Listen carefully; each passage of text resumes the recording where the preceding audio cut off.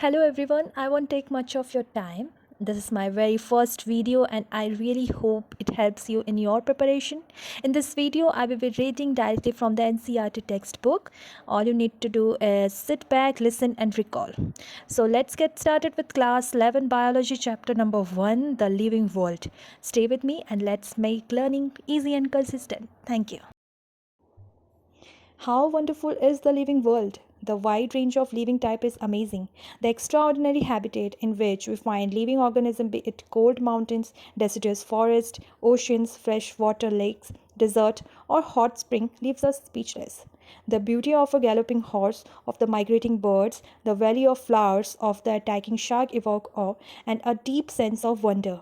The ecological conflict and cooperation among members of a population and among population of a community or even the molecular traffic inside a cell makes us deeply reflect on what indeed is life. This question has two implicit questions within it. The first is a technical one and seeks answer to what living is as opposed to the non-living. And the second is a philosophical one and seeks answer to what the purpose of life is.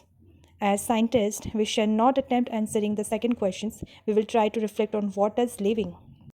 Diversity in the living world. If you look around, you will see a large variety of living organisms, be it potted plant, insect, birds, your pet, or other animals and plants. There are also several organisms that you cannot see with your naked eye, but they are all around you. If you were to increase the area that you make observation in, the range and variety of organisms that you see would increase.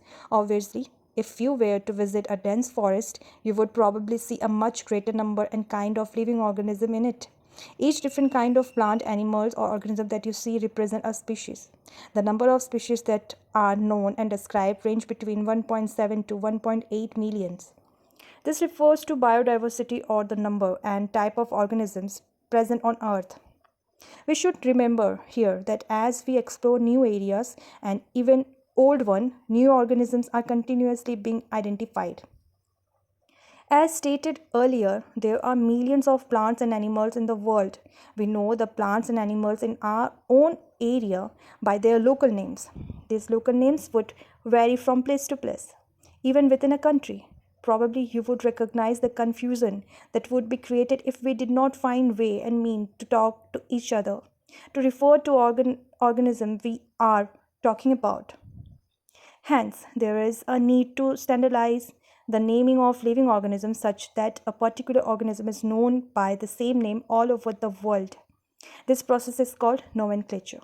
Obviously, nomenclature or naming is only possible way when the organism is described correctly and we know to what organism the name is attached to. This is identification. In order to facilitate the study, number of scientists have established procedure to assign a scientific name to each known organisms. This is acceptable to biologists all over the world. For plant, scientific names are based on agreed principle and criteria, which are provided in International Code for Botanical Nomenclature, ICBN.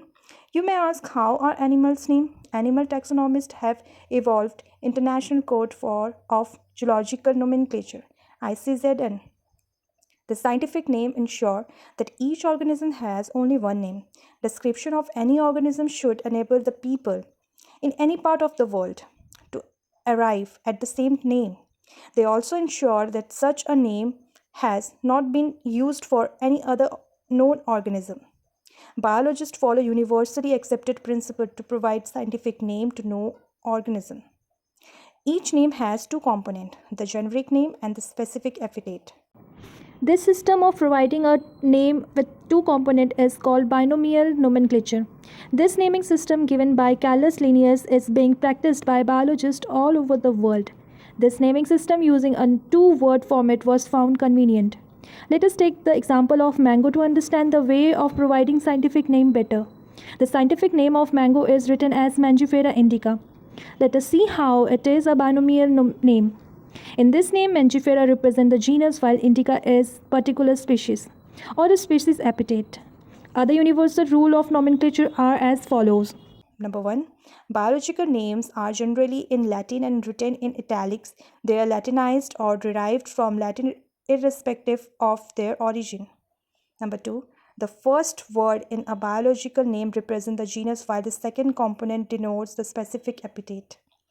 Third, both the word in a biological name when handwritten are separately underlined or printed in italics to indicate their Latin origin. Number 4, the first word denoting the genus starts with a capital letter while the specific epithet starts with a small letter.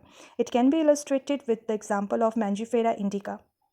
Name of the author appear after the scientific epithet, that is, at the end of the biological name, and is written in an abbreviated form, example Mangifera indica Linn. It indicates that this species was first described by Linnaeus.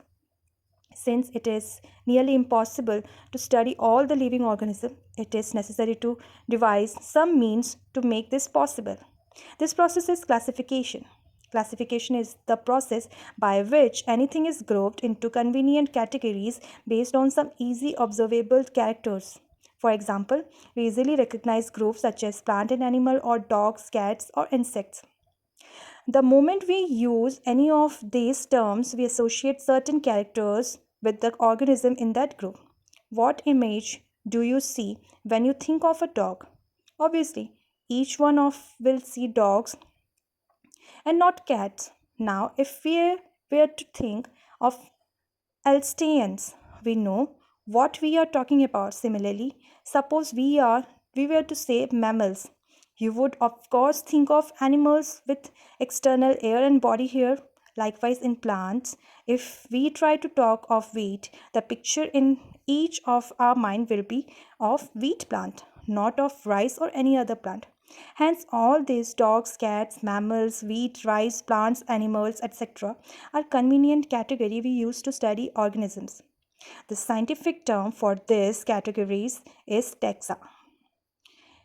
Here you must recognize that taxa can indicate categories at very different level. Plants also form a taxa. Wheat is also a taxa. Similarly, animals, mammals, dogs are all taxa.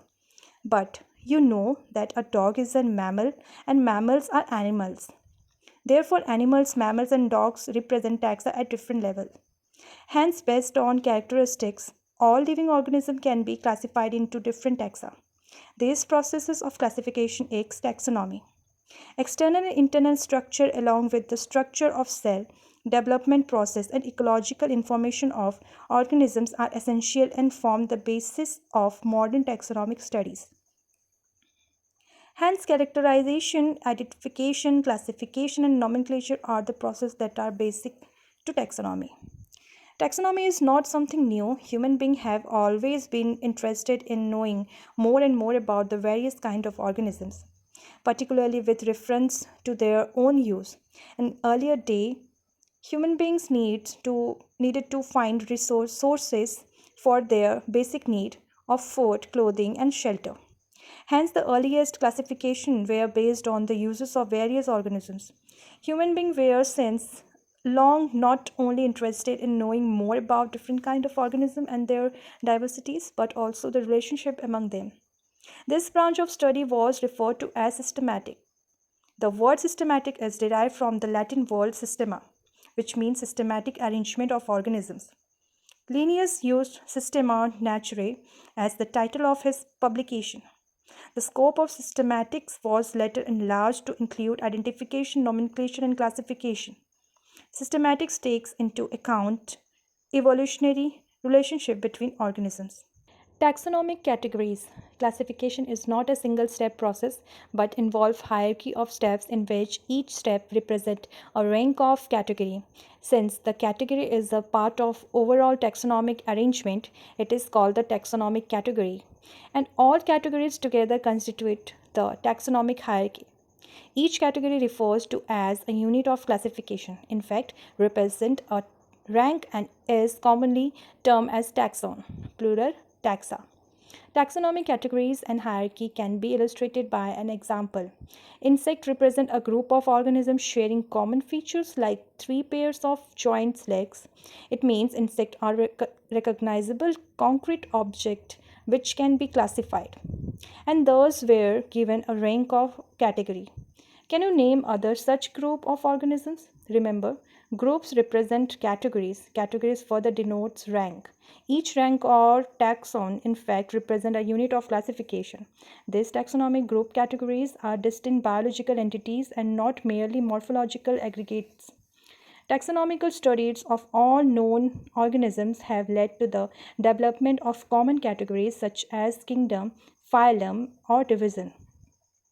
Class, order, family, genus, and species. All organisms, including those in the plant and animal kingdoms, have species as the lowest category. Now, the question you may ask is how to replace an organism in various categories? The basic requirement is the knowledge of characters of an individual or group of organisms. This helps in identifying similarities and dissimilarities among the individual of the same kind of organisms as well as of other kind of organisms. Species. Taxonomy studies consider a group of individual organisms with fundamental similarities as a species. One would be able to distinguish one species from the other closely related species based on the distinct morphological difference. Let us consider Mangifera indica, Solanum tuberosum, potato, and Panthera leo, lion. All the three named indica, tuberosum, and leo represent the specific epithet, while the first word, Mangifera, Solanum, and Panthera, are genera and represent another higher level of taxon or category. Each genus may have one or more than one specific epithet representing different organisms, but having morphological similarities. For example, Panthera has another specific epithet called tigris, and Solanum include species like nigrum and melanogena. Human being belongs to the species sapiens, which is grouped in the genus Homo. The scientific name, thus, for human being is written as Homo sapiens. Genus. Genus comprises a group of related species which has more characters in common in comparison to species of other genera.